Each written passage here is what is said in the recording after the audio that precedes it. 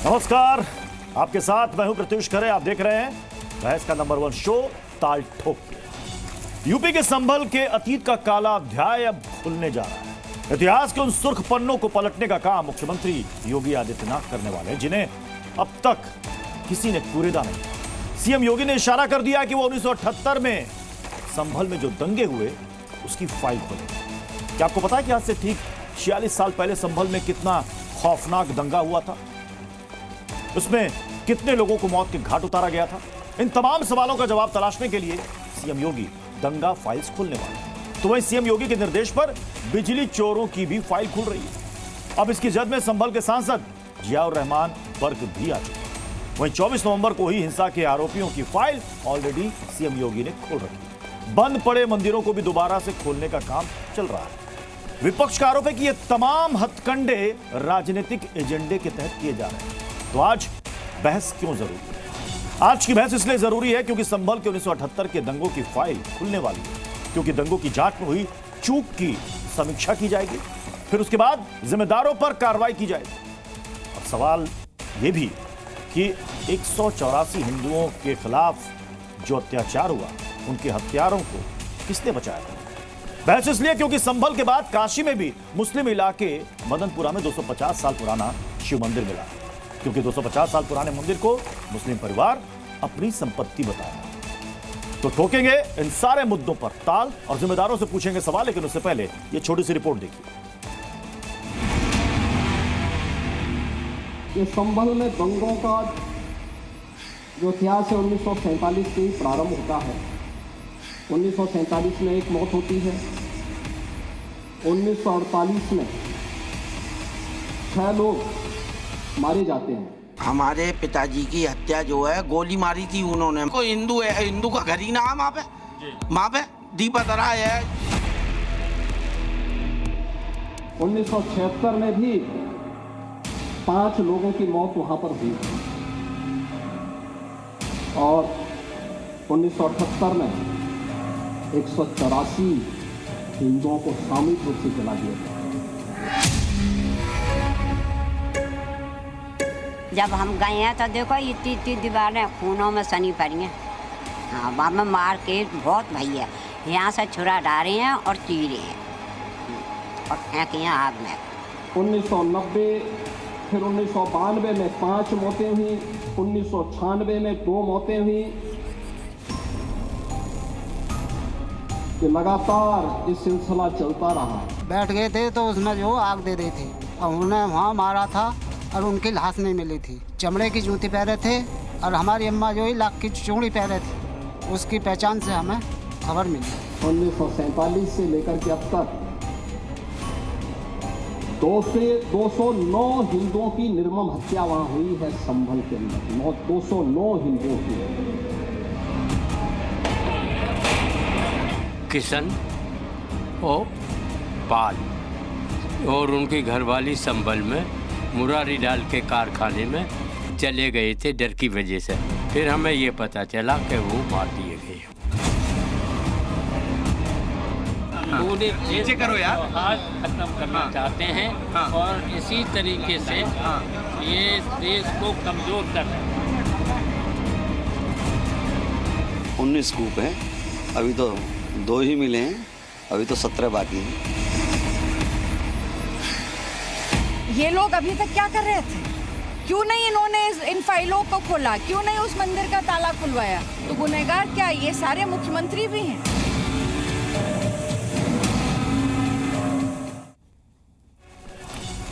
चलिए जल्दी से अपने मेहमानों से आपको मिलवा देते हैं। हमारे साथ हैं के शर्मा, बीजेपी के प्रवक्ता, विवेक श्रीवास्तव लेफ्ट के नेता, प्रदीप भाटी हैं समाजवादी पार्टी के प्रवक्ता, विजय शंकर तिवारी हैं विश्व हिंदू परिषद के प्रवक्ता, दानिश कुरैशी एआईएमआईएम के नेता, आचार्य विक्रमादित्य हिंदू धर्मगुरु हैं, राशिद शरीफ हैं एसआईएमपीएलबी से जुड़े हुए, हैदराबाद से जुड़े हैं हमारे साथ, और राम कृपाल सर हैं सीनियर जर्नलिस्ट हैं। मैं सबसे पहले के शर्मा सर आप ही के पास आ रहा हूं। क्या यूपी सरकार 1978 संभल दंगों की फाइल खुलवाने जा रही है?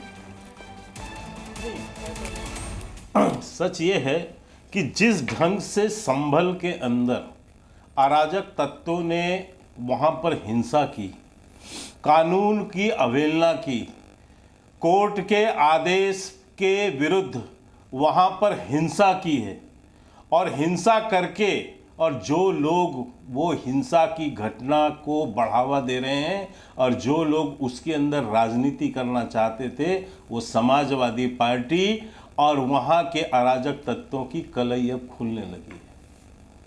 बार बार अखिलेश यादव बहुत चिल्ला चिल्ला के सदन में संभल में खुदाई खुदाई खुदाई कर रहे थे, जबकि मैं बार बार कहता हूं कि एक भी स्थान भारत के अंदर बताइए जहां पर खुदाई हुई हो, 1 इंच किसी मस्जिद को खोदा गया, लेकिन ये खुदाई खुदाई खुदाई कर करके पूरे देश के अंदर इन लोगों ने मुस्लिम भाइयों को गुमराह किया, उनको हिंसा के लिए उकसाया।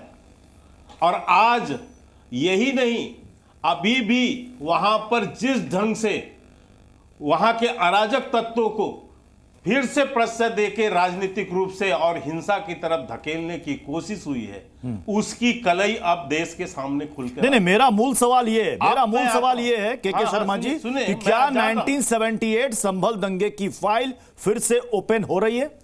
नहीं, मैं ये कहना चाहता हूं कि जब आप वहां आज हिंसा की नई वारदात आप वहां पर करवा के और उसको फिर से उसको उकसाने का काम कर रहे हैं, वहां पर जाकर इस तरह से बाहर से बयानबाजी कर रहे हैं कि वहां लोग अराजक हों, बार बार वहां पर अराजकता भरे बयानबाजी की जा रही है, तो निश्चित तौर से पूरा इतिहास भी खुलेगा, इतिहास भी दिखेगा।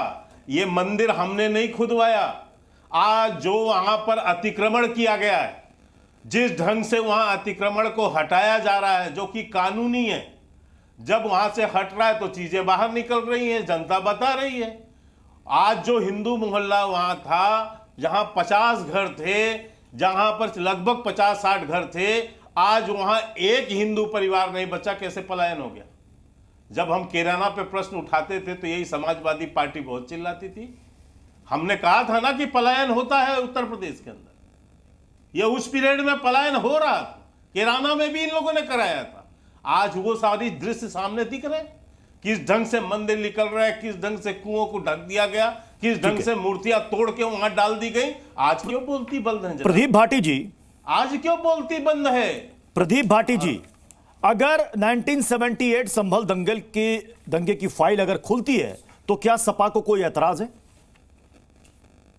देखिए, बोलती बंद तो अभी भारतीय जनता पार्टी की होने वाली है। मैं पिछले दो ही दंगों की बात करूंगा।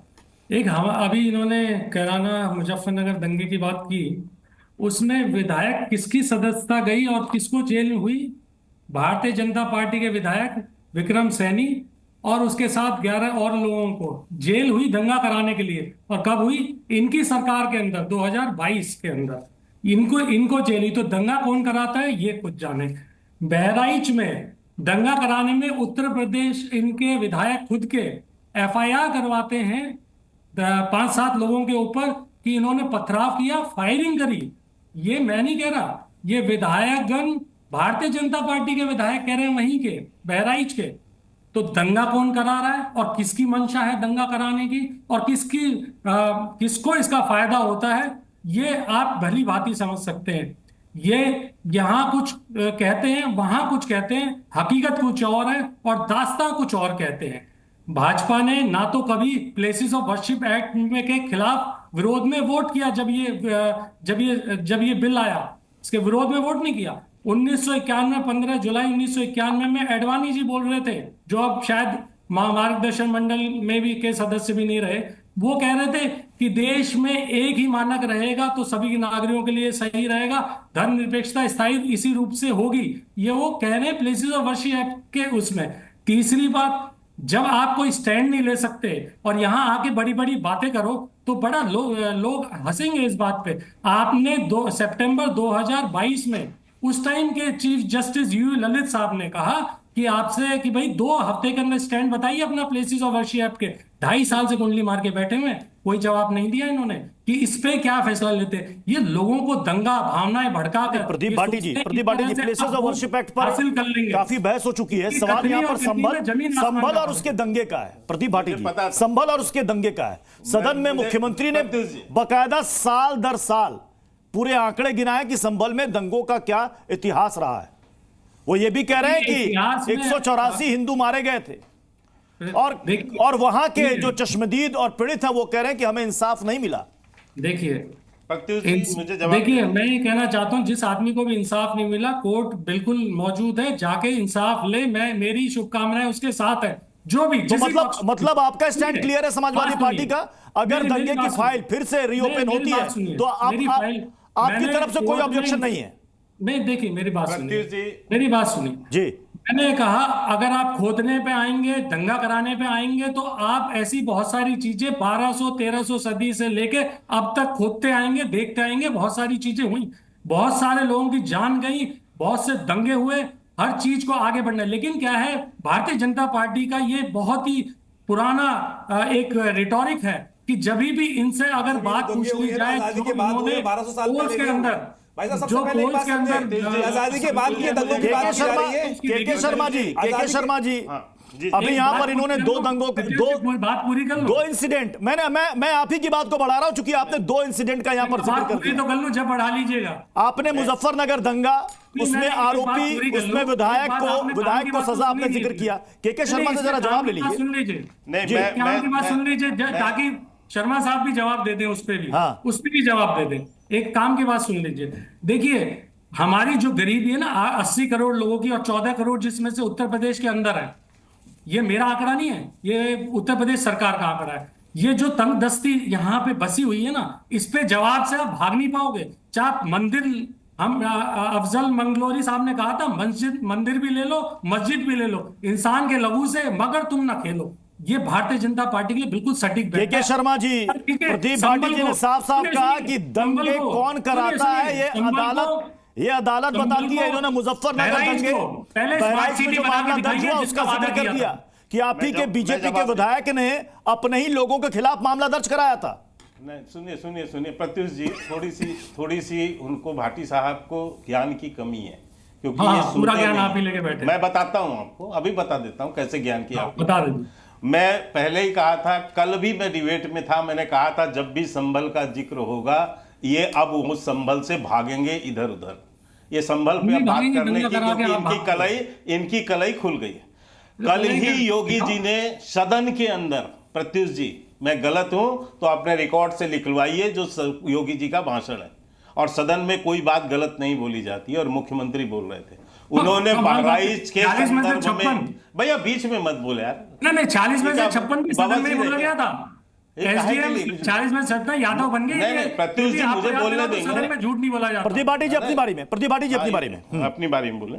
कल स्पष्टता से मुख्यमंत्री जी ने बताया कि बहराइच के विधायक ने जिस संदर्भ में बोला है वो बहराइच के दंगे के इशू पे नहीं था। उनका बयान वहां से 35 किलोमीटर दूर उनकी गाड़ी पर जो हमला हो रहा था उसके संदर्भ में बयान था। दोनों को न मिलाया जाए, स्पष्टता से सदन के अंदर योगी जी का बयान है। इन्होंने सुना नहीं, क्योंकि ये सुनते नहीं है, इनको पता भी नहीं होता। दूसरी बात, मैं अभी ये पूछना चाहता हूं, पहली झूठ सुनिए। पहली झूठ तो मैंने बताई अखिलेश यादव की खुदाई, एक जवाब नहीं है इनका कि खुदाई कहां हुई। अब दूसरी झूठ बताता हूं। इसी संभल को लेके अखिलेश यादव ने झूठ बोला था कि संभल इतना शांत क्षेत्र है, कभी दंगा नहीं हुआ। आज रिकॉर्ड निकल रहा है तो पता चल रहा है कि 19 से ज्यादा दंगे केवल संभल में हुए। 184 हिंदुओं का नरसंहार कर दिया गया इस संभल में। वो शांत क्षेत्र था। वो बता रहे, उनका प्रेस कॉन्फ्रेंस का ये बयान है कि वहां पर स्वतंत्रता के बाद कभी दंगे नहीं हुए। ये बयान है अखिलेश यादव का, और आज पता चल रहा है कि 19। अब मैं बताता हूं, 2012 से 17 तक समाजवादी पार्टी की सरकार थी। ये मेरा रिकॉर्ड नहीं है सर, ये 815 दंगे हुए, 815 दंगे 5 साल के अंदर, ऑन रिकॉर्ड है ये समाजवादी पार्टी की। इसके पहले जो इनकी सरकार थी मुलायम सिंह की, उसके अंदर 616 दंगे हुए और 121 लोगों की मौत हुई, और 815 दंगों में 192 लोगों की मौत हुई। यहां रामकृपाल जी बैठे हैं, वो उससे आते हैं पत्रकारिता के क्षेत्र से, हमें पूरा रिकॉर्ड पता होगा। मैं एक बात और कहना चाहता हूं, अभी आप ये दिखा रहे हो, बता रहे हो, आपको दर्द कहां है? आपको मुस्लिम वोट बैंक की चिंता है, इसलिए हिंदुओं की हत्या पर आपको दर्द नहीं होता। आप वहां पर जो 192 लोग मारे गए, 184 लोग मारे गए, उनके समय में कोई मुआवजा नहीं चाहिए उनके लिए। लेकिन ये चार यदि दंगा करते हुए जिसमें कि ये माना है स्वयं वहां के जो पुलिस की जो ऑन रिकॉर्ड रिपोर्ट है कि इसके अंदर कहा गया कि 3 आरोपियों ने खुद ये माना है कि हां हम उस दंगे में शामिल थे और वहां पर दंगा हिंदू मुसलमान नहीं, वहां पर अराजक तत्वों के द्वारा वहां पर पुलिस के ऊपर गोलियां चलाई गई, कट्टे लहराए गए, तलवार भांजे गए और पूरा सड़क पट गया पत्थरों से। तो ये जो इनका समाजवादियों का जो असली चेहरा है, मुस्लिम तुष्टीकरण, मुसलमानों का तुष्टीकरण, इस नीति ने यहां पर हमेशा से दंगे की भावना को भड़काया है और यही कारण है कि उत्तर प्रदेश में आज 97% एनसीआरबी के आंकड़े को मुख्यमंत्री ने भी सदन में कोट किया था। बिल्कुल, मैं इसी बात को कह रहा हूं, तभी आपको कह रहा हूं कि ये दंगा कराने वाले, ये मुस्लिम तुष्टीकरण करने वाले, इसमें बीएसपी के रिजीम का भी आंकड़ा था 2007 से 11 का और उसके बाद 12 से 17 का। 7 चुनाव हारे, 7 चुनाव हार गए। प्रदीप भाटी जल्दी जवाब दीजिए, उसके बाद मैं बाकी मेहमानों को मैं इसीलिए कह रहा हूं प्रदीप भाटी है उत्तर प्रदेश मुस्लिम क्षेत्रों में। आप इनको शांत करें तो मैं जवाब दूं। देखिए 3 मिनट तक ये बोले, मुझे 1.5 मिनट का समय दीजिएगा। जो भी इन्होंने झूठ फैलाया, ये जो मैंने रिपोर्ट बात करी, एक झूठ बताओ, एक झूठ बताओ, बता क्यों इतना बौखलारी? बता रहा हूँ, तसल्ली रखिए ना, अभी बोलना तो शुरू किया। मैंने जो भी तथ्य पेश करे वो दोनों तथ्य इंडिया के जाने माने अखबारों के और जाने माने टीवी चैनल के। आज तक का रिपोर्ट है, ऑलरेडी पुलिस की रिपोर्ट है। अरे आप बीच में फिर बोलने लग गए। आप अखबार में छपा है, क्यों बेचैन रहते हैं? किस अखबार में छपा हुआ है? जब आपके तथ्य बोले जाते हैं तो आप बेचैन हो जाते हैं। नहीं, आप बीच में क्यों बोल रहे हैं? किस आप अखबार बीच में क्यों बोल रहे हैं? प्रत्युष जी, आप प्रदीप भाटी जी एक सेकंड अपनी बारी में बोले। मैंने शुरू में कह दिया 1.5 मिनट आपने बहराइच क्या सुना, अब आप बीच में बोल रहे हैं। आप बोलिए ना, सब सुन रहे हैं, आप बोलिए तो सही। प्रदीप भाटी जी बोलिए। सुनने का मतलब क्या है? पार्लियामेंट में बोला गया भाषण दिखा रहा हूं। अरे मैं पार्लियामेंट में बोला हुआ भाषण दिखा रहा हूं, दिखाओ। बीच में झूठ मत बोलिए, अरे अखबार दिखाओ और मैं पढ़ के सुना रहा हूं अखिलेश यादव ने। अरे मैं पढ़ के सुना दूंगा आपको, सुनिए पहले बात। दिखाओ ना, दिखाओ। ये देखिए, अरे यहाँ दिखाओ। ये न्यूज 18 और ये आज तक दोनों देख लीजिए, ठीक है ना? बीच में मत बोलिए, बात सुन लीजिए, ठीक है? ये आपकी, क्योंकि जब आपके तर्कों पे जवाब दिया जाता है तो आप भागते हो। दूसरी बात, इन्होंने मुख्यमंत्री जी झूठ नहीं बोलते। ये वही मुख्यमंत्री जिन्होंने हर कार्रवाई में, हर सदन के सेशन में झूठ बोला है। ये 46 में से 56 ये कार्रवाई बता रहे थे उत्तर प्रदेश के सदन में कि यादवों को मिल गया, उन्होंने पीसीएस की परीक्षा एसडीएम बन गए। एक तथ्य संभल पे आओ भैया, संभल पे आओ यार, संभल पे आओ। क्यों बोलते हो? क्यों भाग रहे हो संभल से? क्यों भाग रहे हो संभल? तुम्हारे तर्कों का जवाब। अरे क्यों भाग रहे हो संभल से?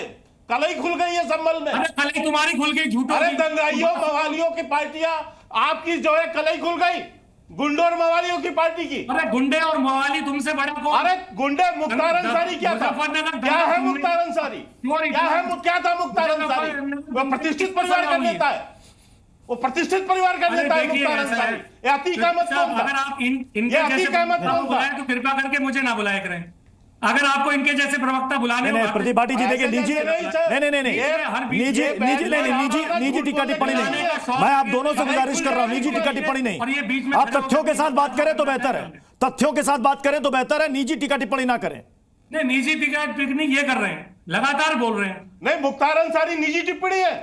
कौन है मुख्तार अंसारी? अरे कौन है? विक्रम सैनी कौन है? ये तुम्हारी पार्टी का नहीं कौन है? बताओ, विक्रम सैनी कौन है? नहीं, ये मुख्तार अंसारी कौन था? जिसके मैं विवेक श्रीवास्तव आपके पास आ रहा हूं। विवेक श्रीवास्तव संभल में जो कुछ भी हुआ, संभल में जो कुछ भी हुआ वो सरकारी आंकड़ों में दर्ज है, सरकारी आंकड़ों में दर्ज है। अब इस मुद्दे को उठाया जा रहा है तब जब वहां पर मंदिर मिला, मंदिर के बाद कुएं मिल रहे हैं, कुएं के अंदर से मूर्तियां निकल रही हैं। अब सवाल विपक्ष ये कह रहा है कि ये सब कुछ राजनीतिक एजेंडे के तहत हो रहा, तो क्या 1978 का वो जो दंगा था, क्या वो भी राजनीतिक एजेंडे से प्रेरित था? नहीं, आप मुझसे कह रहे हैं? जी जी जी जी, देखिए, पहली चीज तो ये है कि देखिए गवर्नमेंट जो होती है वो पेरेंट्स की तरह होती है, माँ बाप की तरह होती है। इस बात को शायद बीजेपी और हमारे ऑनरेबल प्राइम मिनिस्टर बोलते हैं।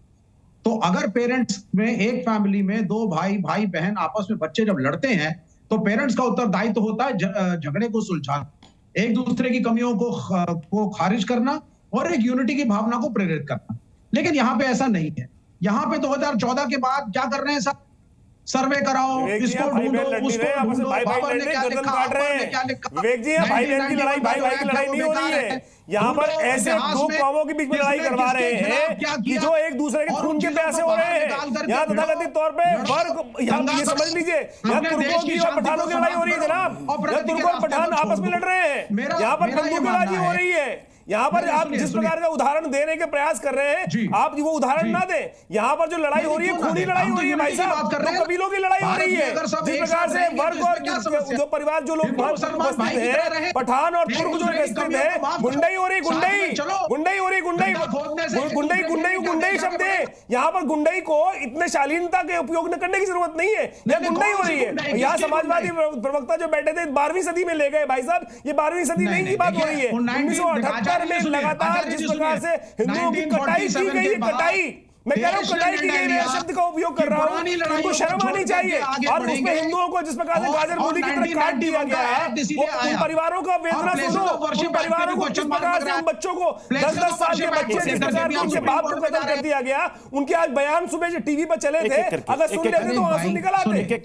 सुनिए आचार्य जी मेरी बात सुन, आचार्य जी मेरी बात कम से कम उदाहरण तो ठीक दो भाई। आप उदाहरण नहीं आ रहे हैं, मुझे बताइए वर्ग जिस प्रकार से यहाँ पर पठान और तुर्क आपस में लड़ रहे हैं, गोलीबारी हो रही है, कट्टे चल रहे हैं, पाकिस्तान से गोलियां आ रही है, और मुझे बताइए ना अमेरिका की तक की बंदूकें वहां पर उपयोग की जा रही है। कौन थे वो लोग? वो भाई बहन की लड़ाई थी, भाई की लड़ाई थी भाई साहब, वर्चस्व की लड़ाई थी, वर्चस्व की लड़ाई रामकृपाल सर, गुंडाई कर दी थी। मैं रामकृपाल सर का रुख कर रहा हूं। रामकृपाल सर ये बताइए कि 1978 46 साल पुराना ये दंगा, 184 हिंदुओं की हत्या और बहुत ही निर्मम तरीके से हत्या, जिसका जिक्र सीएम ने भी सदन में किया।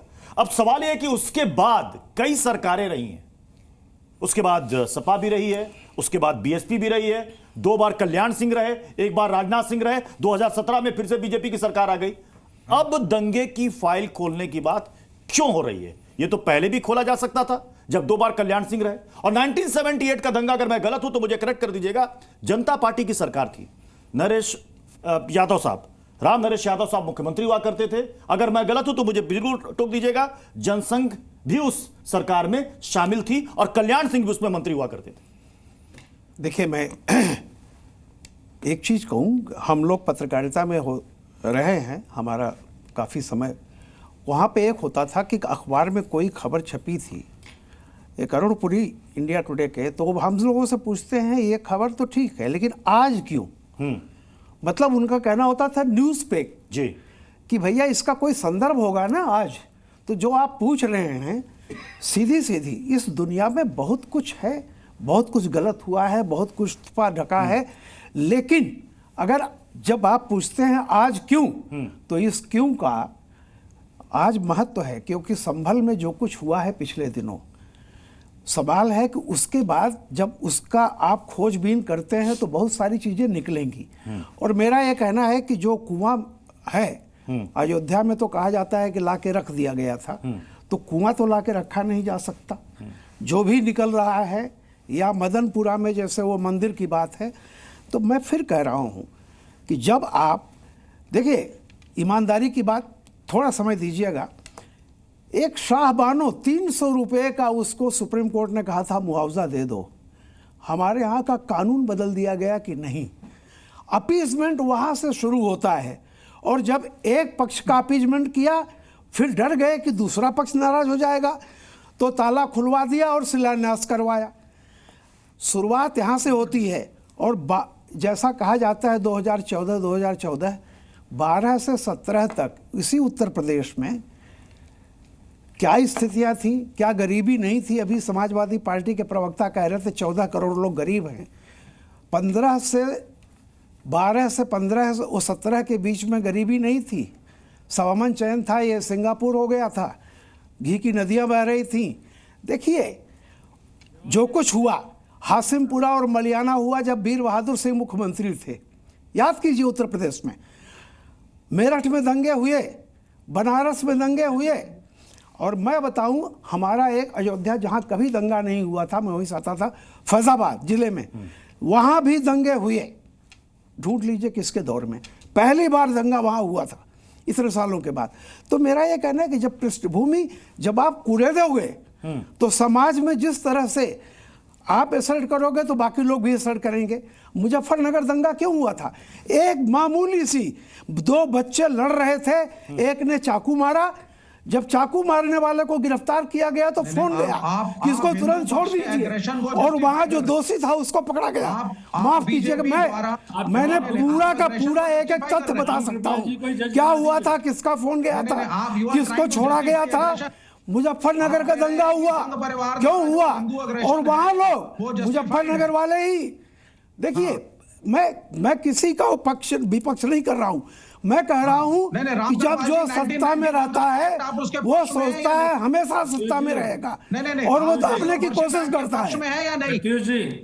रामकृपाल जी, आप प्लेस ऑफ वर्शिप के पक्ष में है या नहीं है? क्योंकि आपने एलिगेशन किस चीज की बात कर रहे हैं? नहीं, प्लेसेस ऑफ वर्शिप एक्ट की बात अभी नहीं। यहाँ भैया संभल, विवेक जी अभी नहीं, यहाँ संभल की बात हो रही, वर्शिप एक्ट पर। प्रदीप भाटी जी, आपके सवाल का जो आपने कहा ना कि 2012 का आपने जिक्र किया, मेरा ये कहना था कि ऑब्जेक्शन है, बीच में लोग बोलने लगे। प्रदीप भाटी जी को ऑब्जेक्शन है। एक लाइन और कह लूं, मैं सिर्फ ये कहता हूं, मिले मुलायम काशीराम जब ये नारा लगा था, वहां से लेकर के और एक लंबे करीब 20 सालों तक उत्तर प्रदेश में जो भी सत्ताएं रही हैं, आप उनका देख लीजिए, सिवाय तुष्टीकरण के, डिवाइड करने के, या कुछ नहीं हुआ। और उसकी पराकाष्ठा थी 12 से 17 के बीच में, जिसके कारण जनता ने जो फैसला दिया, मैं ये हर आदमी इस बात को जानता है। माफ कीजिए, मुझे लगता है रामकृपाल जी को शायद जज भी बना देना चाहिए, क्योंकि दंगा का आरोपी कौन था ये माननीय न्यायालय ने रिपोर्ट वो की और फैसला दिया कि 2 साल की सजा हुई और 11 भारतीय जनता पार्टी के उसमें कार्यकर्ता इन्वॉल्व हुए। तो जज भी यही है और फैसला भी यही देंगे और जजमेंट भी यही दे देंगे कि किसने क्या किया। दूसरा, मैं आपको चैलेंज करता हूं रामकृपाल जी, अगर 2012 से 17 और 17 से 21 चैलेंज के साथ कह रहा हूं, अगर आपको इकोनॉमी का ज्ञान होगा तो मैं आपको चैलेंज कर रहा हूं कि एक में पैरामीटर में भी योगी सरकार को आगे बता दीजिएगा, मैं आपका जो कहेंगे वो मानने को तैयार हूँ। अभी इसी वक्त चैलेंज कर रहा हूं मैं आपको, अगर एक आप महानुभाव आगे करके बता दें। सुन लीजिए आपको बुरा लगेगा जब मुलायम। आप धैर्य रखिए, आप वरिष्ठ पत्रकार हैं, धैर्य रखना। मैं आप मुझसे पूछ रहे हैं, मैं जवाब दे रहा हूँ। तो सुनिए, आप आज स्टूडियो में बैठ के ना झूठ बोल के बरगलाएंगे दुनिया। नहीं, मैं बैठा नहीं, मैं खड़ा हूँ, खड़ा होकर आपको सुनाऊं, बैठे बोलने खुली जाएगी। सुन लीजिए पहले बात। दूसरी बात, आपको बताया रामकृपाल जी कि एवरेज ग्रोथ, जीडीपी ग्रोथ क्या थी 12 से 17 में और 17 से 21 तक। अरे भाई 3 बार 4 बार से चुनाव हार रहे हैं। मैं आपको वरिष्ठ पत्रकार सबसे बड़ा तो वही है, बोलता हूँ। आप बताइए क्या ग्रोथ, क्यों चुनाव हरा रहे हैं तुम? नहीं, बीच में मत बोलिए। क्यों चुनाव हरवा रहे हैं बार-बार? यही सबसे बड़ा पैमाना है। इनके साथी जनता चुनाव हरवा रही है। अब इनके साथी चुनाव में जीत पा रहे हो, एक चुनाव में जीत पा रहे हो, जनता हरवा दे रही है। एक लाइन आपके, सुनिए, प्रति व्यक्ति आय उत्तर प्रदेश के अंदर बिहार से जनता क्यों हरवा दी? ये बात कर रहे हैं बड़ी यहाँ पे खड़े होकर। जनता क्यों हरवा दिया? 35 लाख करोड़ का इन्वेस्टमेंट लेके आए, 35 लाख करोड़ के इन्वेस्टमेंट में 4.5% की रियल डेवलपमेंट ग्रोथ। जनता ने रोड पे ला दिया, किसे इसी झूठ के कारण लाया है, इसी दुनिया चाहे वो रामकृपाल जी, इसी झूठ के कारण। रामकृपाल सर, या तो बताइए आपका रिएक्शन, उसके बाद हमारे 3 मेहमान अभी और बचे हुए, मैं आपके पास भी आ रहा हूँ। विजय शंकर जी मैं आपके पास आ रहा हूँ, दानिश कुरैशी और राशिद जी मैं आपके पास भी आ रहा हूँ। सुन लीजिए, जल्दी से रिएक्ट की बात, मुझे 3 मेहमानों का रुक करना है, जल्दी से। यहाँ सारी पूरी पंचायत बोल रही है, प्रदीप भाटी जी, जिनको जनता ने, और उत्तर प्रदेश में हाईवे से लेके मेट्रो से लेके और जो भी भैया जो रोड पे ला के रख दिया, 5 चुनाव लोकसभा हार गए, विधानसभा हार गए, कुछ नहीं दिखाने के लिए। सुन लीजिए कुछ नहीं दिखाने के लिए भैया, और बातें बड़ी बनाते हो। अच्छा सुनो, ये काम तो सुन लीजिए 10 साल में 14 और 19 में आपको सिर्फ 5-5 सीटें मिलती रही, सिर्फ परिवार जीतता रहा, पार्टी हार गई। सुनिए सुनिए, ज्यादा बहस मत कीजिए, मैं बताऊं। अब देखिए, ये ऐसा हुआ है कि जो लोग एग्जाम में फेल हो गए हैं वो कॉपी जांच रहे हैं, जो लोग फेल हो गए हैं वो उत्तर पुस्तिका जांच रहे हैं। तिवारी जी आपके पास आ रहा हूं, विजय शंकर तिवारी जी। विजय शंकर तिवारी जी, ये एक बड़ा एलिगेशन ये लग रहा है कि ये जो दंगों की फाइल खोलने की बात हो रही है, ये तब हो रही है जब वहां पर मंदिर मिला, जबकि जियाउर रहमान बर्क कह रहे हैं कि यहां पर जानबूझ करके हिंदू मुस्लिम करने की कोशिश की जा रही है। मंदिर में ताला तो खुद हिंदुओं ने लगाया था, किसी मुस्लिम ने ताला नहीं लगाया था। विजय शंकर तिवारी। जी जी जी, प्रत्यूष मैं परसों ही संभल में था। हाँ। मैं चंदोसी जा रहा था तो संभल से होकर गया और मैंने जो वहाँ देखा, वहाँ की परिस्थिति के बारे में वहाँ से लोगों से मैंने बात की, क्योंकि मैं पहली बार संभल गया था। तो और वहाँ के विषय में लोगों ने बताया कि यहाँ कभी 45% हिंदू रहते थे, आज 15% यहाँ पर हिंदू रहते हैं। और मंदिर निकला है और यहाँ पर जब जनसंहार हुआ हिंदुओं का, तब यहाँ से डर कर के लोग बड़े पैमाने पर यहाँ से गए हैं लोग। और एक बात आप देख लीजिए, दिल्ली आप बैठे हैं, दिल्ली से आसपास 200 किलोमीटर 250 किलोमीटर तक आपको कोई प्राचीन मंदिर नहीं मिलेगा, अवशेष मिल जाएंगे। तो अवशेष तो ढूंढने पड़ेंगे ना। ये भारत का इतिहास, ये हिंदुओं का इतिहास कोई 4 दिन 50 साल 1947 में नहीं बना, ये हजारों वर्ष पुराना है। और वो कहाँ से पता चलेगा? इस प्रकार के जब मंदिर मिलेंगे, ये मंदिर भारत का इतिहास है, उनको जानने का, खोदने का ये हिंदुओं को अधिकार है। और ये कि अभी क्यों हुआ, तो ये तो काल की बात है ना। हरिहर मंदिर का विषय आया, हरिहर का मंदिर विषय आने बाद जब ये अतिक्रमण हटना शुरू हुआ, तो अतिक्रमण में वो मंदिर तो पता था, लेकिन कितना भयभीत वहां का हिंदू बना दिया गया था, वो जाने से भयभीत होता था। दानिश कुरैशी अतिक्रमण के खिलाफ कार्रवाई तो कई स्टेट गवर्नमेंट करती है जहां जहां अतिक्रमण है।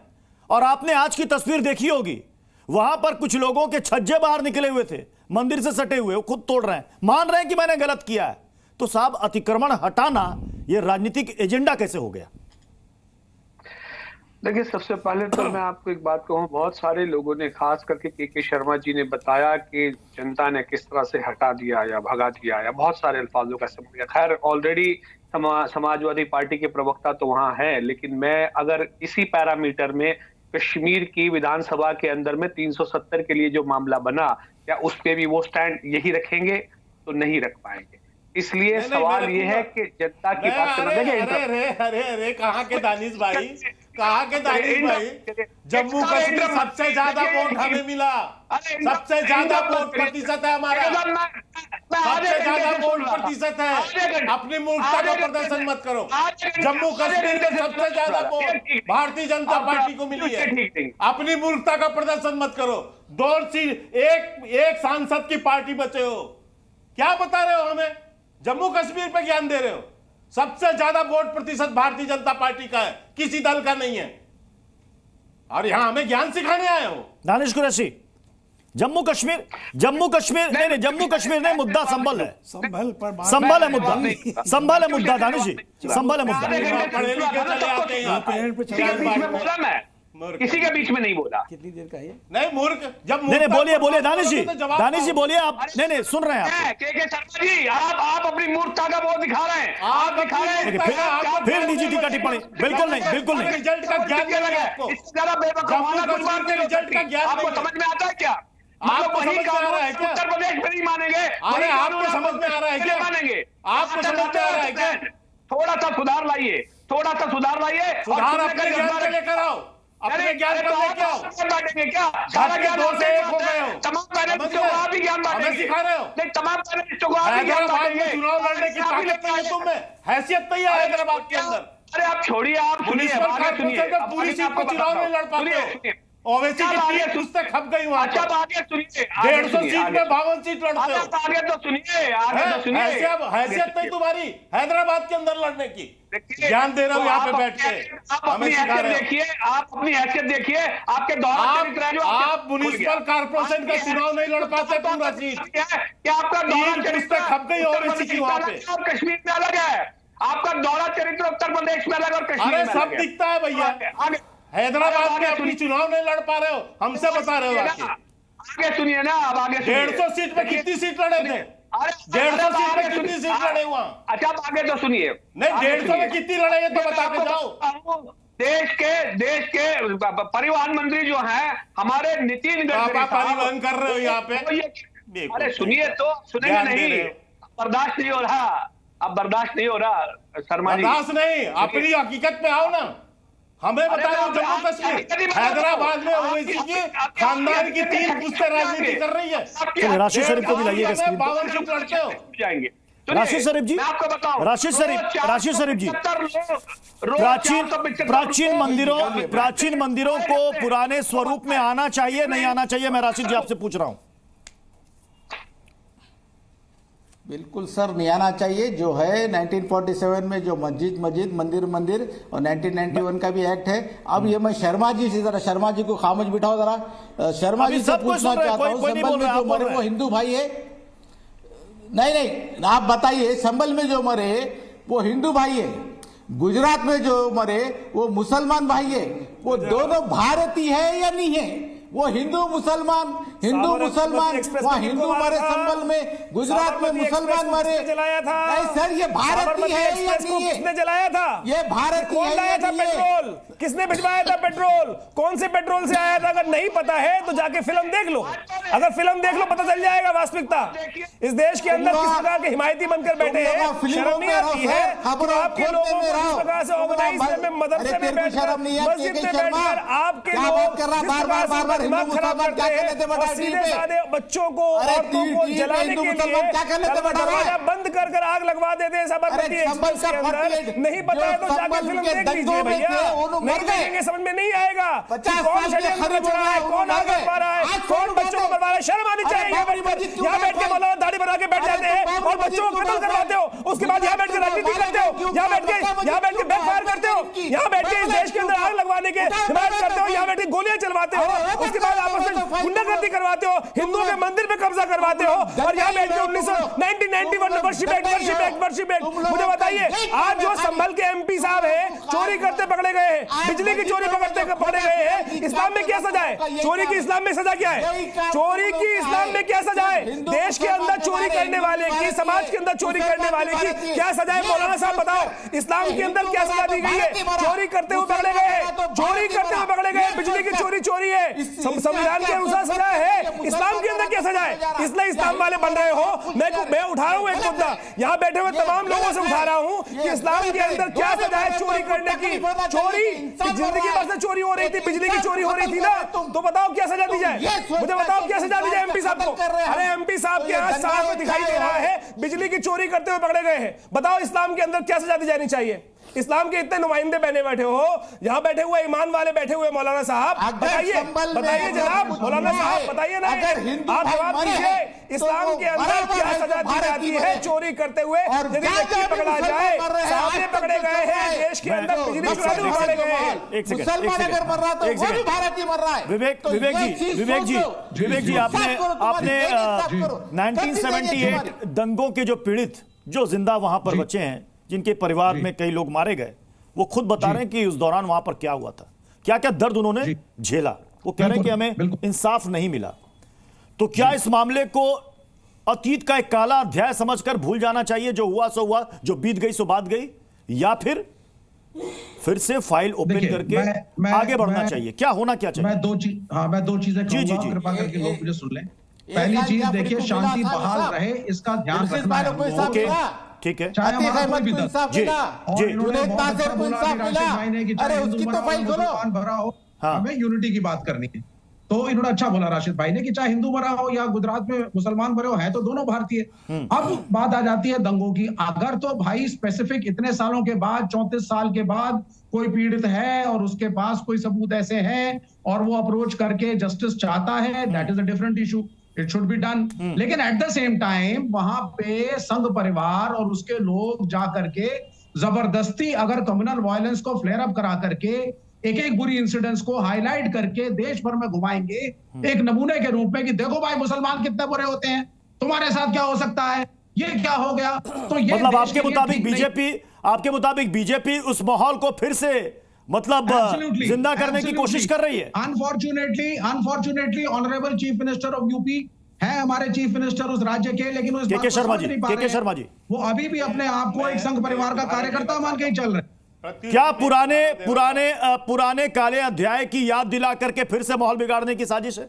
नहीं, मैं दो बात कहूंगा मात्र। एक उदाहरण आपको देता हूं 1984 के सिख दंगे का। 20-30 साल तक कांग्रेस पार्टी उसमें कुंडली मार के बैठी रही सिख दंगों के अंदर। यहां के सिख भाइयों को न्याय नहीं मिला, न्याय नहीं मिलने दे रहे थे, एक FIR दर्ज नहीं था। अटल जी की सरकार आई, जांच कमेटी बनाई गई, FIR दर्ज हुए, और आज जब मोदी जी की सरकार आई, मोदी जी की सरकार ने उसे आगे बढ़ाया। उनको जो पीड़ित थे उनको मुआवजा भी मिल रहा है और उसके आरोपियों को सजा भी मिल रही है। नंबर 1। नंबर 2, दूसरी बात मैं कहना चाहता हूं, मैं जो आपसे कह रहा था प्रत्युष जी, ये मैं आपको दिखाना चाहता हूं। ये 3 तारीख का है, 3 दिसंबर का। ये 12:06 पे अखिलेश यादव क्या बोल रहे हैं सदन के अंदर अविलंब के मुद्दे पर। मैं इसको बरबटम है, ये जो वहां पर प्रोसीडिंग होती है, प्रोसीडिंग की कॉपी है, मैं पढ़ के सुना रहा हूं। इसमें वो कहते हैं क्या झूठ बोला सदन के अंदर। संभल इसलिए जाना जाता था कि वहां के लोग भाईचारे के साथ रहते हैं। वहां पर अभी से नहीं बल्कि सदियों पुराना भाईचारा है और लोग हजारों साल से इसी तरह रहते आए। इनको 19 दंगे याद नहीं आए, ये सदियों से संभल पर बोल रहे थे और इसके नीचे फिर 5 बार खुदाई बोल रहे हैं कि ये भाजपा वाले खुदाई करवा रहे हैं। ये झूठ और प्रोपोगंडा फैला के समाजवादी पार्टी देश के मुस्लिम भाइयों के अंदर एक तरह की अराजकता पैदा करना। मैं यहां पर मैं गर्व करूंगा कुछ मुस्लिम भाइयों पर जो इनके बहकावे में नहीं आते, इनके समाजवादियों के झूठ में नहीं आते, इनके प्रोपोगंडा में नहीं आते, और वो संभलते हैं और संभल के वो लोगों के साथ भाईचारा भी बनाते हैं। लेकिन वो सदन के अंदर अखिलेश यादव के बयान को उन्होंने कोट किया है और दंगा कराने की बात कर रही है। यदि झूठ, मैं तो बाकायदा आपको बरबटम पढ़ा रहा हूं किस तरह से झूठ बोला। बोलिए प्रदीप पाटिल जी, बोलिए। आज सारी सच्चाई निकल के आ रही है। शर्मा जी आपका हो गया हो तो मैं बोल दूं, और आप इसमें बताओ, संभल पे बताओ, संभल पे बताओ। ना बिलबिलाना, बीच में मत बोलिए ना, बिलबिलाऊंगा नहीं। आप झूठ मत बोलना, रिक्वेस्ट है आपसे, रिक्वेस्ट, झूठ मत बोलना बस। ये बरबटम सही एक ये अखिलेश यादव का है। आप झूठ का सच का सच आपने दिखा दिया। के शर्मा जी अभी इनको बोलने तो दीजिए, इस पर जवाब देना चाह रहे हैं। हाँ, संभल पर बोलिएगा। झूठ का सच का तराजू ये लेके बैठे हैं जो दुनिया भर के झूठे हैं, जिन्होंने आज तक एक सच नहीं बोला। देखिए सुनिए, संभल हो या देश का कोई भी कोना हो, हम हमेशा भाईचारा जमुना। अरे भाई संभल पे क्यों झूठ बोला? क्या संभल में एक भी दंगा नहीं हुआ? आपसे बड़ा ज्ञानी इसमें बैठा थी। आपने वहां पर क्यों भड़काया? बैठा लिया करो, क्यों दंगे भड़काया वहां पे? क्यों मुसलमानों के अंदर आपने अराजकता का भाव डाला? बात सुना करो ना दूसरे की, आपको इतनी भी वो नहीं है कि आप क्यों वहां पर इसका जवाब दो ना। आज क्यों बोलती बंद है अखिलेश यादव की? अरे बोलती है, आज क्यों बोलती बंद है अखिलेश यादव की? मुख्यमंत्री है आपके, आप आज क्यों अखिलेश यादव की बोलती बंद है? क्यों 2 दिन से बयान नहीं दे रहे हैं अखिलेश यादव? जब वहां मंदिर निकल रहे हैं क्यों नहीं बयान दे रहे हैं अखिलेश यादव? सुनिए ज्ञान आपको बहुत सही दे रहे हैं। आपको आप जैसे ज्ञानी को ज्ञान देना ही जरूरी है। अरे भैया बयान दो, ज्ञान मत क्यों मुंह छिपा के भाग रहे हैं? ज्ञानी अरे समाजवादियों क्यों भाग रहे हो? क्यों भाग रहे हो समाजवादियों? अरे भाग नहीं रहे, जवाब दो। दिखा रहे हैं। जब वहां मंदिर निकल रहे हैं, जब वहां चोरी बिजली की पकड़ी जा रही है, क्यों बोलती बंद है तुम्हारी? ज्ञान आ जाएगा, क्यों बोलती बंद है तुम्हारी? वहां पे 91 में सारा ज्ञान भाग गया था क्या अडवाणी जी के साथ? नहीं, क्यों बोलती बंद है तुम्हारी? अब समय समाप्त हो रहा, बहस को यहीं पर खत्म करना पड़ेगा। बहुत बहुत शुक्रिया आप सभी का हमारे साथ ताल ठोक के जुड़ने के लिए।